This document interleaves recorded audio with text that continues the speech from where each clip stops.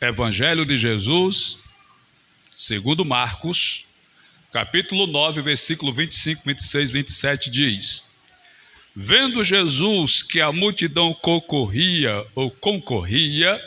repreendeu o espírito imundo, dizendo-lhe: Espírito mudo e surdo, eu te ordeno, sai desse jovem e nunca mais tornes a ele. E ele, clamando e agitando-o muito, saiu, deixando-o como se estivesse morto, a ponto de muitos dizerem: morreu.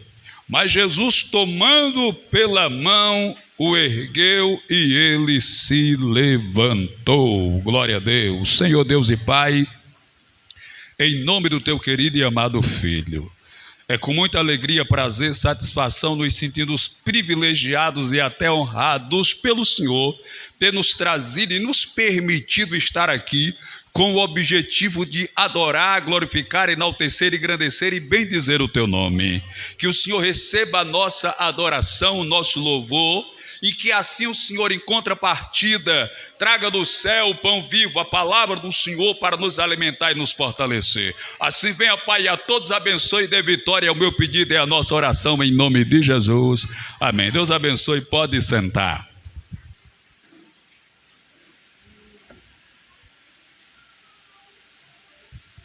O capítulo 9 de Marcos começa com algo que é tema de discussão entre os estudantes da Bíblia.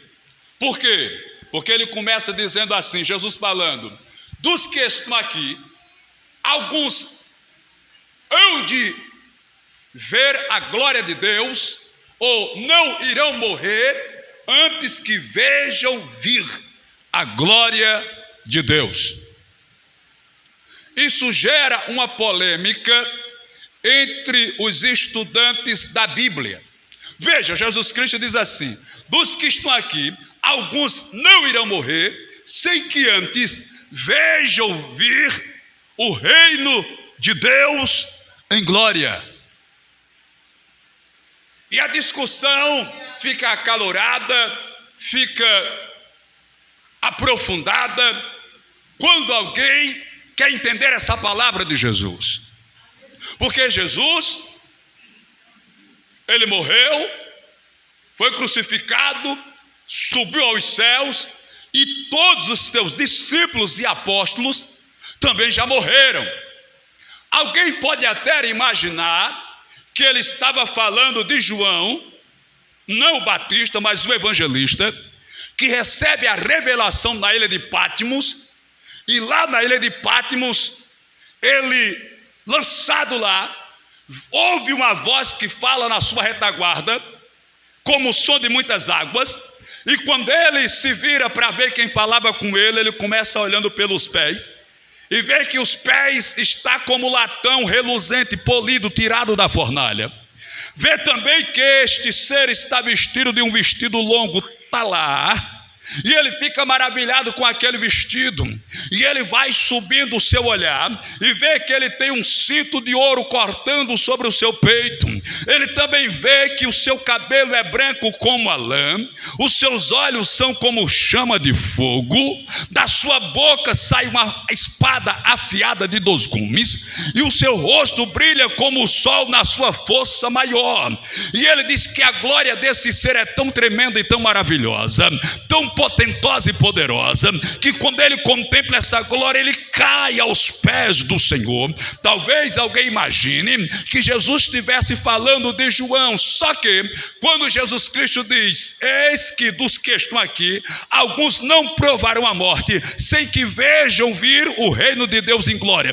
Aí a Bíblia diz na sequência do texto, que 6 dias depois, Jesus Cristo pegou Pedro, Tiago, e João e subiu para o cume de um monte, chamado ou conhecido, alguém acredita, que era o Monte Tabor. E lá no Monte Tabor, lá no alto do monte, a história sagrada diz que de repente Jesus se transfigurou, a sua roupa ficou resplandecente, o seu rosto brilha, a glória de Deus se revela no lugar. De repente aparece ali Moisés e também aparece Elias, e como se não bastasse, uma nuvem de glória desce sobre o recinto, e uma voz sai do meio da nuvem que diz assim: este é o meu filho amado, em quem eu tenho prazer. O momento é tão extasiante, é tão, aleluia, hipnotizante, que a Bíblia diz que Pedro se aproxima de Jesus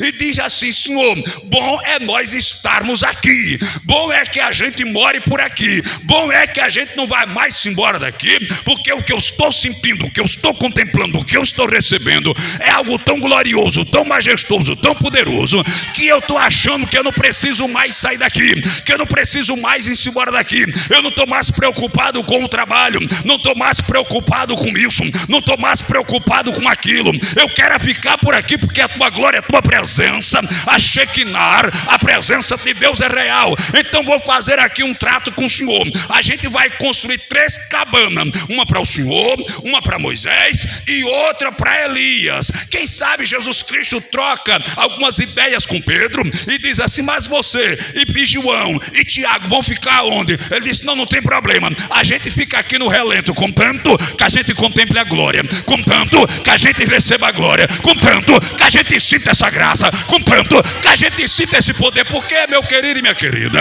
a glória, a presença, a unção de Deus não vai depender do ambiente, aleluia. Não é porque o ambiente é chique, climatizado, a poltrona acolchoada e o negócio é chique, de primeiro mundo, top de linha, que a glória vai descer, não. Sabe onde é que a glória de Deus desce? Aonde Jesus Cristo está, aonde Jesus Cristo se faz presente, a glória de Deus se revela. Está escrito na Santa Palavra: aonde estiverem 2 ou 3 reunidos em meu nome, ali estarei eu no meio deles. Então, se Jesus está no meio, a glória de Deus vai descer, o milagre de Deus vai acontecer, a porta fechada vai se abrir, Satanás vai ter que correr e fugir, o milagre vai se realizar, o batismo vai chegar, o caído vai se levantar, o triste vai ficar alegre, o desanimado vai se animar, aleluia. Porque aonde a glória de Deus se revela,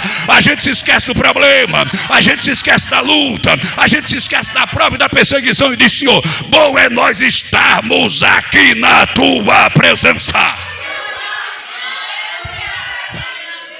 Quando você vê alguém apressado, angustiado, agoniado, é porque ele não conseguiu contemplar a presença, é porque ele não conseguiu receber a presença, é porque ele não está sentindo a presença, é porque a presença não lhe envolveu, não lhe tocou, não lhe abraçou. Então, aleluia, fazendo essa reflexão, entendemos que quando Jesus Cristo disse: dos que aqui estão, alguns não provarão a morte sem que vejam vir o reino de Deus, se cumpre 6 dias depois, quando eles estão lá no cume do Monte Tabor, e o reino, a glória, a presença de Deus se revela. Simples assim de entender. Pois bem, passou o momento de êxtase e eles precisam descer do monte. Jesus Cristo os chama no particular e diz assim para eles: a ninguém vocês devem dizer isso antes que se cumpra a palavra, louvado seja Deus.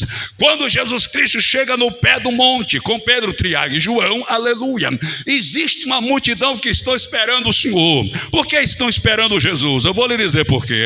Porque tinha um homem que tinha um filho, e esse filho, ele era possuído por demônios, um espírito mudo e surdo, aleluia, se apoderava deste menino, desta criança, e esse pai sofria, era tristeza, era desespero, era angústia, e a Bíblia Sagrada diz que ele levou esse menino até os discípulos, para que os discípulos pudessem fazer alguma coisa por ele. Mas a história diz que quando Jesus chegou, aquele pai correu até Jesus e disse: Senhor, eu estou aqui com o meu filho, horrivelmente possuído, atormentado, e eu os levei aos teus discípulos, e eles nada puderam fazer. Deixa eu abrir um leque aqui para você nessa noite. Se alguém vem à igreja dos crentes, achando que o pastor, o pregador, os obreiros ou a igreja pode fazer alguma coisa pelo senhor, pela senhora, me desculpe a franqueza, nós não podemos fazer nada. Agora o dono da igreja, o Deus que está nessa igreja, o Jesus que morreu por esta igreja, que derramou o sangue por esta igreja, que carregou a cruz por esta igreja, que foi morto e sepultado, mas ao terceiro dia ressuscitou e tem todo o poder nos céus e na terra. A igreja não pode, mas ele pode. A igreja não tem, mas ele tem. A igreja não é, mas ele é. Glória! Aleluia! Aí Jesus Cristo diz a Santa Bíblia: se compadece do homem, olha para a multidão e diz: ó geração incrédula, até quando eu vou ter que suportar vocês? Até quando eu vou ter que sofrer vocês? Cadê o menino? Aí trouxeram o menino até Jesus. Quando foram trazendo o menino, começou, aleluia, a se agitar.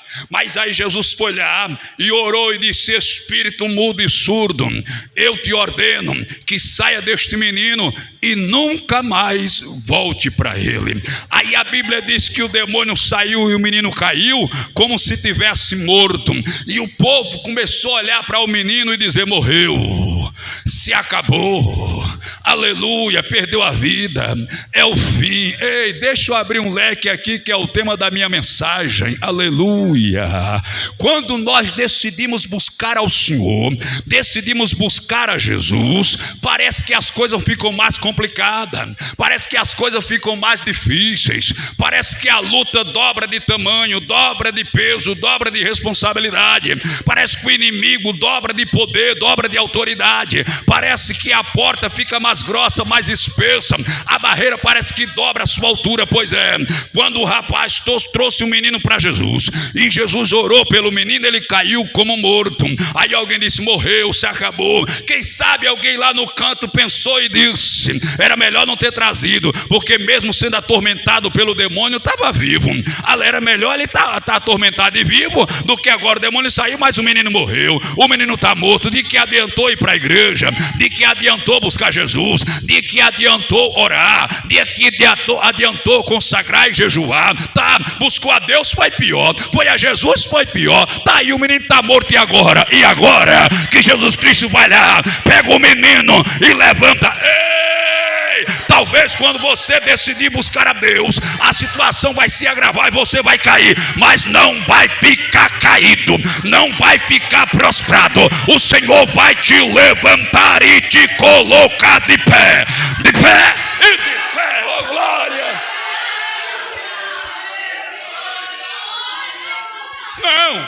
Não é só a história deste menino que revela esse mistério. Veja, a Bíblia fala de um homem chamado Jairo. Jairo tem uma filha. A filha dele tem 12 anos de idade. Imagine uma fase, que momento. A minha netinha tem 7 anos. Oh meu Deus, como é bom ser avô. Porque quando nós somos pai, parece que a gente se ocupa tanto que nem percebe os nossos filhos crianças ao nosso lado, não damos tanta atenção, não temos tanta disposição. Aí a gente tenta descontar, aleluia, na netinha, tenta recobrar na netinha, e como é bom. E aquele pai tinha uma filha de 12 anos, uma menina, louvado, pense uma coisa meiga, sensível, delicada, amada pelo pai. Mas a Bíblia diz que de repente essa menina adoeceu, pegou uma enfermidade, e essa enfermidade se agrava. Jairo é o principal da sinagoga, Jairo é o homem de posse e de dinheiro, Jairo tem influência. Com certeza ele procurou os melhores médicos, os melhores planos de saúde para tentar resolver o problema da sua menina, e nada resolvia. Até que alguém falou para ele: tem um homem aí chamado Jesus, ele é o cara. Ele, quando ele bota a mão, quando ele ora, o negócio é tremendo. Aí a Bíblia diz que Jairo vai ao encontro de Jesus, Jairo vai em busca de Jesus. Aí de repente Jairo se encontra com Jesus Jesus e Jesus se encontra com Jairo.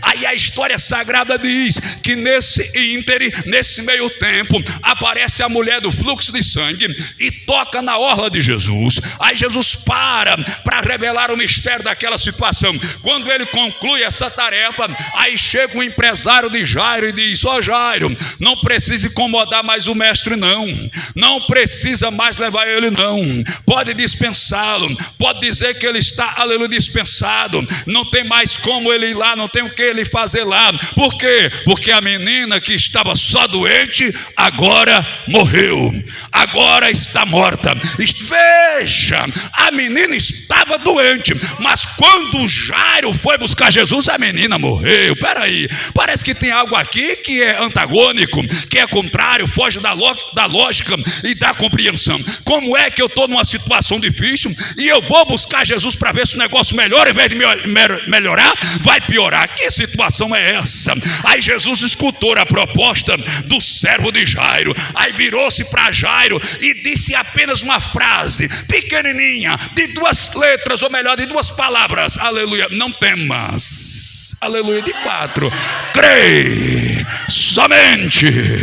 Ei Jairo, não temas, crê somente. Você veio buscar e o negócio ficou mais difícil, o negócio ficou mais complicado, não temas, aleluia, crê somente, porque naturalmente eu estou passando a senha para você, eu estou passando a senha para você que está querendo desistir do propósito e do projeto, porque quando decidiu ser mais fiel, mais obediente, mais temente, mais dedicada, a luta dobrou de tamanho, a montanha dobrou de tamanho, a dificuldade se multiplicou. Aí Jesus manda te dizer na noite desse dia: não temas, crê somente. Não temas, crê somente. Não temas, crê somente. Não temas, crê somente. Aleluia. Aí de repente Jesus Cristo: eu vou com você lá na sua casa.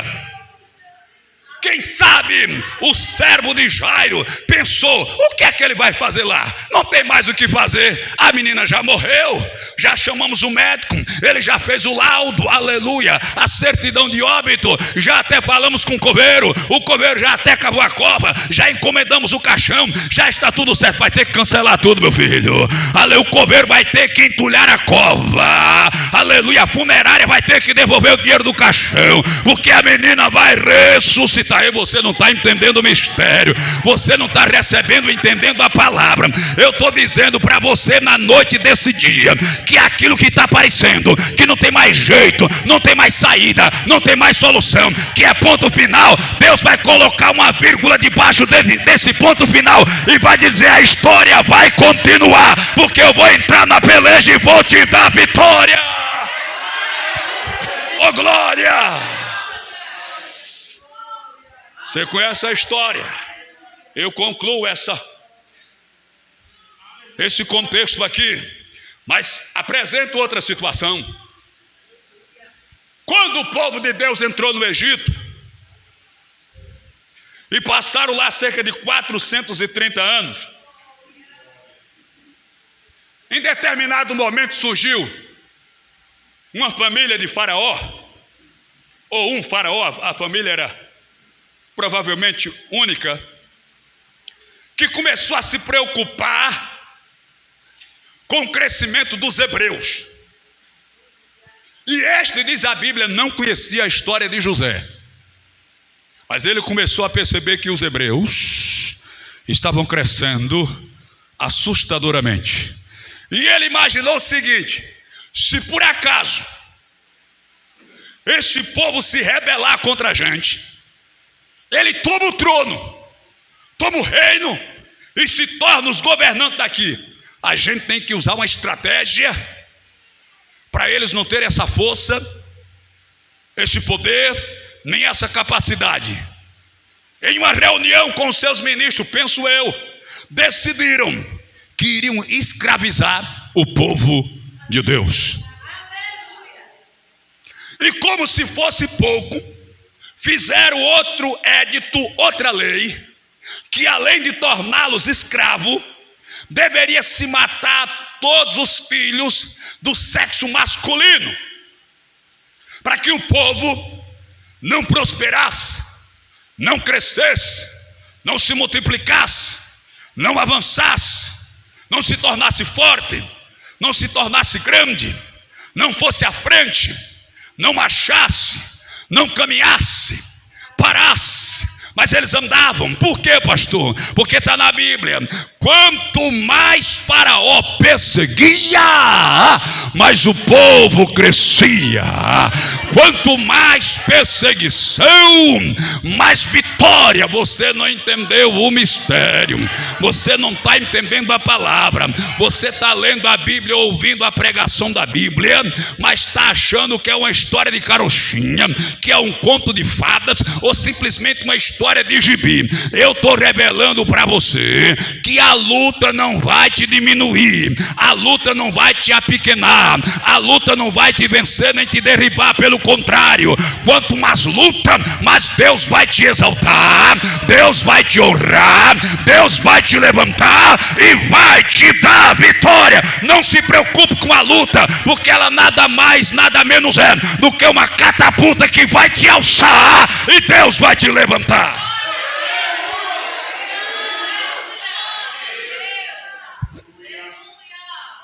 Mas aí, Moisés, que é criado pela filha de Faraó, sendo ele hebreu, isso aqui já seria outra mensagem, porque outro dia eu estava refletindo e pensei: ora, se Moisés foi criado pela filha de Faraó, de forma adotiva, tudo bem, mas estava com os direitos legais. Faraó seria seu avô, e segundo os melhores pregadores, Moisés era candidato ao trono. Moisés era príncipe e estava na lista para ser o próximo Faraó. Se assim acontecesse e Moisés chegasse ao trono, cetro na mão, coroa na cabeça, manto nos ombros, caneta na mão, o poder do decreto, não seria mais fácil, aleluia, ele chegar no posto de Faraó e assinar uma lei, tipo a princesa Isabel de 1888, decretando alforria, liberdade para os escravos, aleluia. Mas não, Deus entrou na história, levou Moisés para o deserto. Moisés passou 40 anos lá, aí depois foi que Deus o enviou para libertar o povo, para tirar o povo da escravidão, aleluia. Tem hora que Deus complica, depois ele descomplica, e depois explica por que complicou, e você não tem nada a ver com isso. Recolha-se a sua insignificância e deixe ele trabalhar, porque ele é Deus. O vaso não pode dizer para o oleiro: porque foi que tu me fizeste assim? Porque tem ou não tem o oleiro poder sobre o barro para da mesma massa, aleluia. Tu é massa na mão do oleiro, e o oleiro é quem decide. Então deixa eu te dar um conselho na noite desse dia. Talvez você nem esteja entendendo a vontade de Deus, e não precisa entender. Talvez você não esteja nem querendo se conformar com a vontade de Deus, nem precisa se conformar. Mas uma coisa você tem que fazer: tem que aceitar a vontade de Deus, porque ela é soberana. Quem manda é Ele, quem decide é Ele, quem decreta é Ele, quem assina é Ele, quem carimba é Ele que é Deus. Aleluia. Aí Moisés, lá no deserto de Midian, recebe a ordenança de Deus para ir libertar o povo, e ele vai. Quando chega lá, ele lança a proposta. Faraó diz: quem é esse Deus? Quem manda aqui sou eu, que só sai quem eu diz que sai, só fica quem eu digo que fica, só vai quem eu diz que vai, só vem quem eu digo que vem. Aqui quem manda sou eu, vá-se embora, saia daqui. Só que quando o povo ficou sabendo que Moisés estava vindo em nome do Deus de Abraão, o Deus de Isaac e o Deus de Jacó, para libertar o povo ficou eufórico, ansioso. festejou. Faraó ficou sabendo, sabe o que foi que o Faraó fez? Chamou os algozes, os capatazes, os carrascos e diga: vão lá ao povo que fazia um tijolo e construíam cidade, digam a eles que a partir de agora a gente não vai trazer nem barro nem palha para ele fazer o tijolo. Eles agora têm que ir atrás de palha para fazer os tijolos, aleluia. Aí os algozes chegaram lá, os gerentes, os inspetores, e disseram: a gente não vai trazer palha para vocês mais não, é vocês que têm que ir atrás das palhas para poder fazer o tijolo. E tem mais, Faraó disse que a mesma quantidade de tijolos que vocês faziam sem ir buscar a palha, vocês têm que buscar a palha e fazer a mesma quantidade.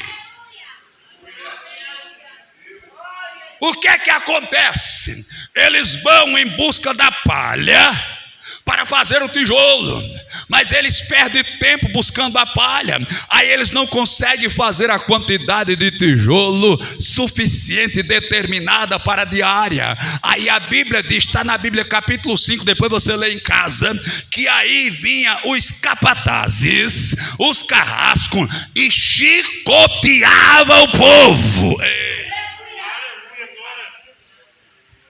O negócio foi tão sério que a Bíblia diz que alguns dos líderes do povo foram até Moisés e disseram: Moisés, foi para isso que tu vieste aqui?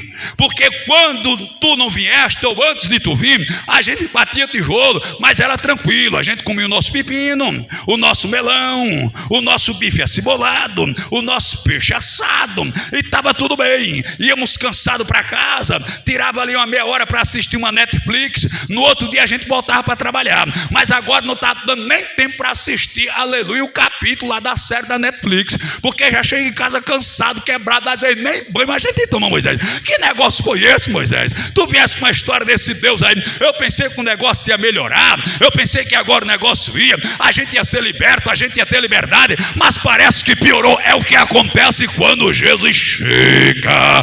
Parece que o negócio está piorando, parece que o funil está estreitando, parece que a luta está aumentando. Mas lembre-se, eu estou repetindo durante a mensagem, quando você vê o negócio ficando complicado, é um sinal que a vitória está chegando. Letícia, vai cantar com a banda, prepara aí daqui a pouco. Aleluia. Eu digo essa e concluo. Os discípulos estão remando em alto mar. Aí a Bíblia diz que na quarta vigília da noite, deixa eu dividir aqui a vigília para você segundo a tradição do tempo daquela época. De 6 às 9, eram 4 vigílias de 3 horas. De 6 às 9, uma. De 9 à meia-noite, 2. Aleluia. De meia-noite a 3 da manhã, 3 vigílias. Das 3 da manhã às 6 da manhã, a quarta vigília.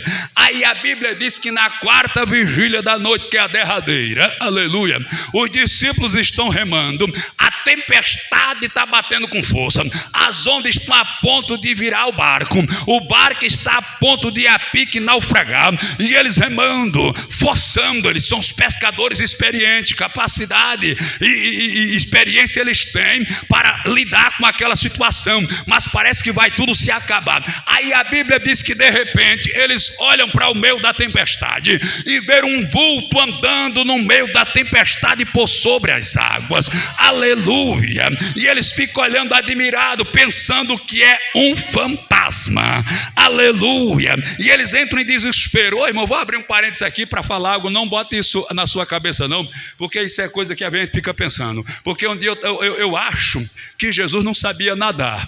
Eu penso que Deus não sabe nadar por 3 razões. Primeiro, porque natação é esporte de preguiçoso. Um dia eu disse para minha sobrinha fazia natação, ela olhou para mim com uma cara feia. Só tio, por que natação é esporte de preguiçoso? Eu disse: o que é que ele faz? Ela falou com raiva: nada. Eu disse: exatamente.